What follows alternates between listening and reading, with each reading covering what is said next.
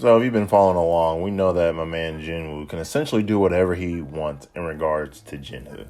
And helping him make that choice is something that he needs to address right now. He has many offers from different agencies. He has offers from Jinwoo. And to keep the ball rolling, he decides to take Jinwoo up on his offer. He knows that he runs the risk of getting caught with his reawakening, but he is obsessed with leveling up, and slowly but surely he is losing himself.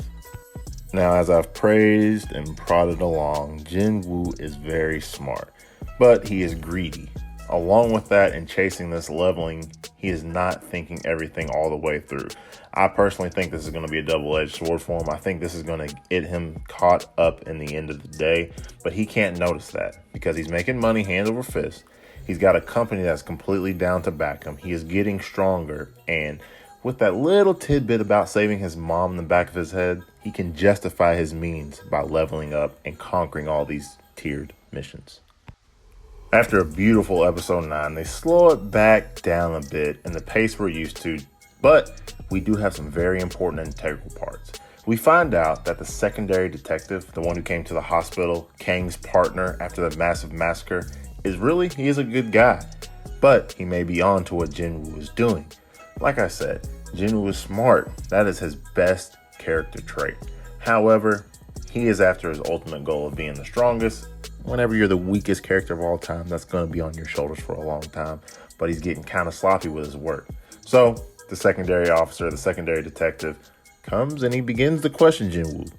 He's kind of curious, like, you've survived 2 crazy massacres. What's going on there? We kind of get some open-ended questions in this, but like I said, it's a slow episode after coming off a crazy high from episode 9, so we're not getting anything too crazy. More importantly, we find out that Jinwoo, he isn't as sneaky as we thought. With taking up Jinwoo's offer on the 20 missions to get them a bunch of money, Jinwoo, to build his guild up, they end up bidding out the contracts. This draws attention for many reasons. He's got detectives looking at him.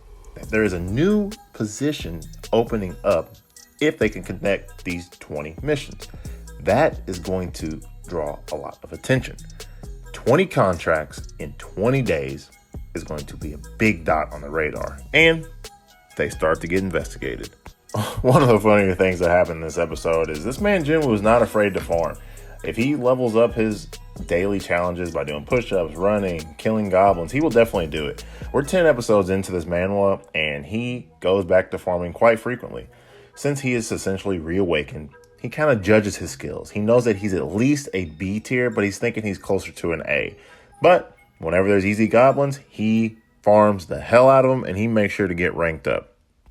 As you see in this episode, he is just throwing people around left and right, and it's funny. It's very cheeky because being a gamer myself, playing Call of Duty, playing Overwatch, playing Halo, occasionally you just want to destroy some scrubs. Jinwoo has that same type of energy, and that's why I think he's a real gamer kid. He goes in there, does what he has to do, and gets out. It's comedy. So that's pretty cheeky, and I really enjoyed that little bit on the side. But we gotta remember, at the end of the day, on paper, Jinwoo and Jinwoo, they are both E and D ranked hunters. They survived 2 major slaughters, and they are the 2 weakest ones on paper. They got bums on their team, and much more. So this is the attention that they are trying to stay away from, but Jinwoo's getting a little cocky. Well, lo and behold, a recruiter from the Tigers Guild, so one of the big 5, he figures it out. After some recon, he ends up finding out that Jinwoo has quote-unquote reawakened, and he confronts him. Not his brightest idea, but it's funny to see Jinwoo deal with controversy, and he does it very well.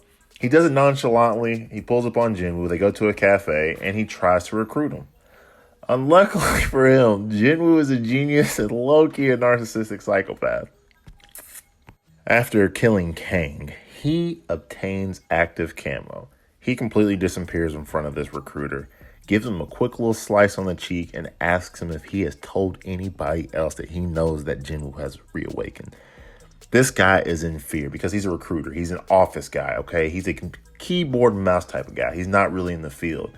He coughs up all the goods. He tells him that he is the one who found out. He hasn't told anybody. He wants to recruit him for his own benefit. This is where this man will just gets very, very good, because we're used to all this wonderful battling up front. We're getting fast pace, but we see the narcissistic psychopath in Jinwoo. You gotta remember, he was offered 3 billion yen to work with Jinwoo, who was part of the construction. Well, the recruiter's like, I will give you anything that you want. Jinwoo completely lies, but off the snap of a finger, he says, okay, I want 500 billion yen. The recruiter is in awe and is like, even though we are a top 5 guild, we don't have that. Jinwoo immediately leaves. He's like, okay, I'm sorry. What can I do for you? He said, you know what? I'm going to cut you a deal. We see eye to eye. You haven't told anybody. I can trust you, right? Insinuating that the recruiter is being honest. He's like, how about 300 billion yen? The offer is confirmed. He shakes Jinwoo's hand and then he walks off. Some other things happen. I don't want to get too far into the weeds, but essentially he just got conned. He got scammed. He knows that Jinwoo's not going to get that money once he gets back to the office, but he pays him that lump sum. He knows that he is dealing with a Fortune 500 man, and he gets the fiddle plate on him. Nothing too crazy with this episode, just some fun games, a little insight on Jinwoo. And like I said, he's losing himself, but he's still a genius. He's still really smart.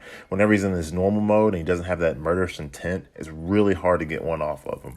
I guess we're going to see if some other guilds are going to come for him. We know that the brother's coming for him, but he's already been approached by one guild out of the top 5. Will some others come? Not really sure, but that's the episode. Don't forget to like, subscribe. It's your boy DT Burdett. We're dropping them again. Be ready for Invincible. That's right. I'm dropping the Invincible series coming very, very soon. Episode 1 just dropped, so be looking out for that. Don't forget to like, subscribe. Till next time.